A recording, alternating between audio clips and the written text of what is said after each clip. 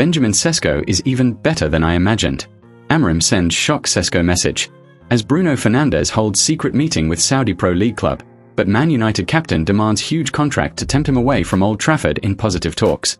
Manchester United return to Premier League action on Sunday as they travel to London to face Fulham at Craven Cottage. United have not lost to Fulham in the Premier League since February 2024. Prior to that was back in 2009, which was a good record for United. However, Fulham did knock United out of the FA Cup last season 4-3 on penalties after a 1-1 draw in the fifth round of the competition. Ruben Amorim will be seeking to get his United side back into the thick of it after defeat to Arsenal on the opening weekend of the new season. United had shown a major difference against Arsenal, have more possession and chances on goal, which was not something that happened much last season against the problem sides for United, which turned out to be almost any team United played. United need the win against Fulham. Manchester United return to Premier League action on Sunday as they travel to London to face Fulham at Craven Cottage. United have not lost to Fulham in the Premier League since February 2024. Prior to that was back in 2009, which was a good record for United. However, Fulham did knock United out of the FA Cup last season 4-3 on penalties after a 1-1 draw in the fifth round of the competition.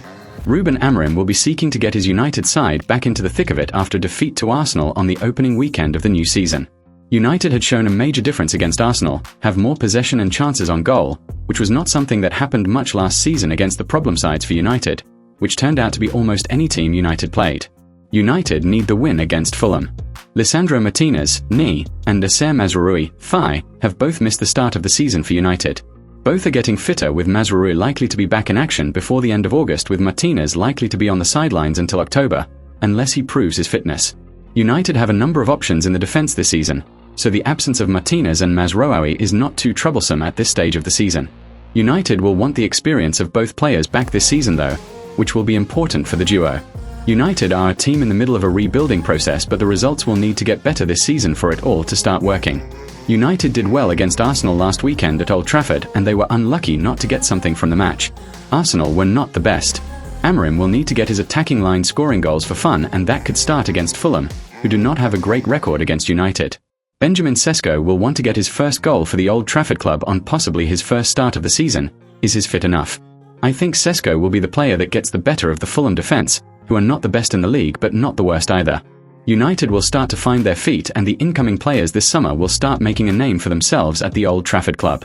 Come on United. In other news, Bruno Fernandes holds secret meeting with Saudi Pro League club, but Man United captain demands huge contract to tempt him away from Old Trafford in positive talks. Bruno Fernandes is reportedly in talks with Saudi Pro League side Al Ittihad over a potential move to the Middle East.